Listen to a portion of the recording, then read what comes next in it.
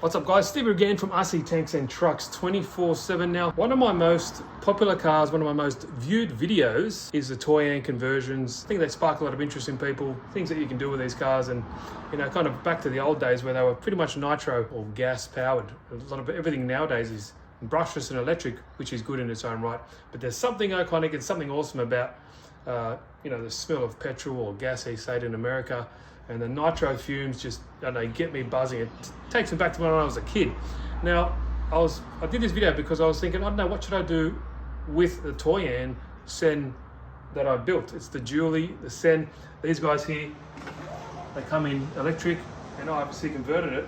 And this is the guy here, and I was thinking, oh, what should I do with it? I think about actually breaking it down or keeping it as it is, because, you know, I have also converted with the NR200. It originally had the FSL 200, which is the Toy-An version.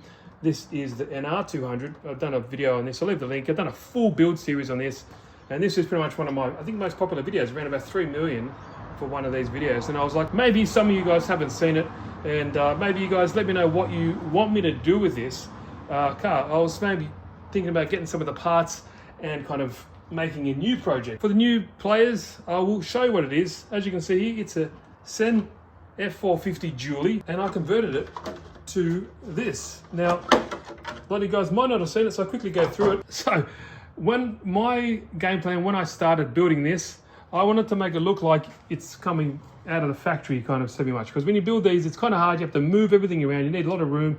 You need a lot of servos. You need a radiator, all that kind of stuff for this particular motor. So, I'll quickly go through. So, what we have is the NR200. It's a four-stroke 2-cylinder nitro powered. It is has a water pump, so it's water cooled. As you can see, it's got an inlet and an outlet. It runs all the way up to here to the radiator, and there's your radiator. There's your reservoir, so it fills up. It comes all the way around. It keeps it, you know, pretty nice and cool. Otherwise, they are just fan cooled or air cooled with a big fan at the front pushing air over it. So single carburetor, which makes it nice and easy to tune. We have a servo here for your throttle. We have a servo here for your brake. I did have a servo here for forward and reverse. I think I've taken it off for another project. So this is a Revo 3.3 transmission. It's got 2-speed forward, and it also does have reverse. I've been using these all the way along in my builds. It's made it up here to a normal clutch. Just there, it's a I believe it's a 2-shoe aluminium clutch, and made it up really nice. As you can hear, a nice match to the standard Revo 3.3 gear. That's plastic and metal, runs fine. Here's your fuel tank here. I'm just using 25% nitro. Just here we have an ESC, and that is to start it with the controller. I will show you that as well. And I've just 3D printed this radio box that holds all the electronics, which basically is the receiver and also the igniter. It is nitro. It doesn't need igniters, and that's it. So that runs all the way here. The power cables are there, so you can see 2 igniters goes into 1. I run a Lipo battery for that, 3-cell primarily, just because it gives it some more juice, and also another one for the ESC. Now, I thought I had like a jumper that runs all, you can run everything off one battery if you want, but that is it. So as you can see, everything is custom. Nothing here you see, apart from the wheelbase, I guess, and the front and rear axles is where it's supposed to be, but that is the fun of this kit. Now, this piping here, I'll bring it around so you can see this side. This tubing you see, this is silicone heat tubing. It can take, I don't know how many hundreds of degrees, but I use this as my exhaust to come all the way out, up underneath, and I've done these stackers that I thought looked pretty cool. That's all they are.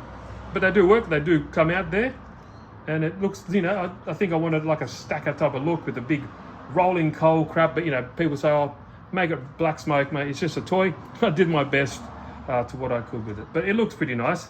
And here is your steering servo. It's a 25 kilo steering servo on the side, but that is it. So I'll show it. I'll start up quickly for you guys just to show you how it looks and sounds.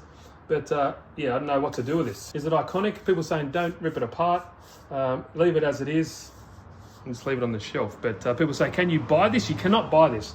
This will probably cost you around, I don't know, maybe 2K in parts, and you know, got to buy the car itself as well. So, and the time. So yeah, I could build it, but it takes a lot of time and effort. I think these are more of a one-off.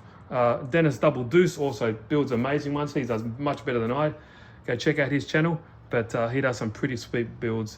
And like, you know, Toyota have the V8 up here. I'm just waiting on parts to get. So that's something that's coming on in the future. I don't know what to put that in. You also do have the Toyota X Power over there, which is that white one, which is beautiful. I've done a build on that. Kind of looks like a Tamiya Blazing Blazer, and that looks awesome. So yeah, at least that one there, the Toyota X Power, that's a kit. You put it together, you get everything. You just need the radio gear, like the electronics, but you do get the engine. It's got an awesome 3-speed transmission, metal gears, metal casing, everything like that. So it's custom for that car, but you can buy that. Check out the link down below if you want to go check that one out. But this is all custom. But this is fun. This is what I really like to do. So if I'm blabbering on too much, let me know. But let's, I put some 25% nitro in there. Let's bring it down here for a little bit of a run. Just, you know, a lot of people have seen it. A lot of people haven't. So I'll plug in the igniters.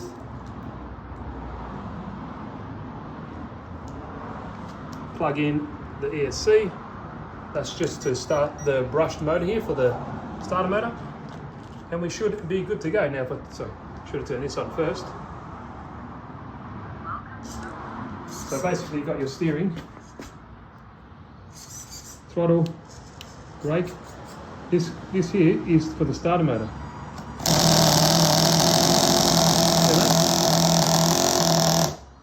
Yeah, easy to start, so just got to look on a roller there.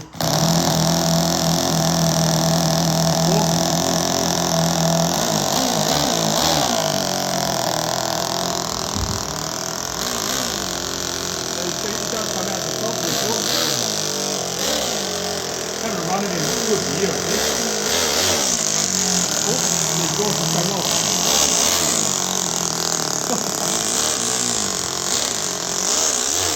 It's so loud, it's not fun.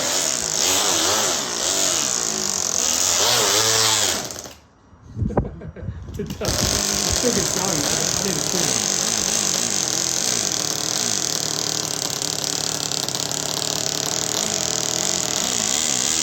Still up the tire.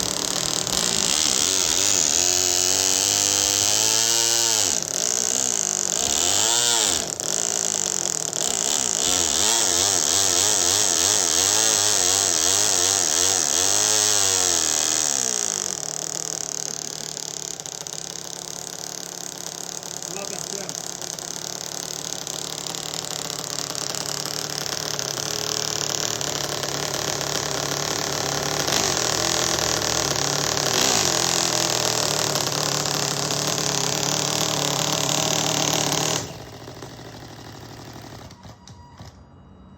But yeah, it starts easy. Look at that.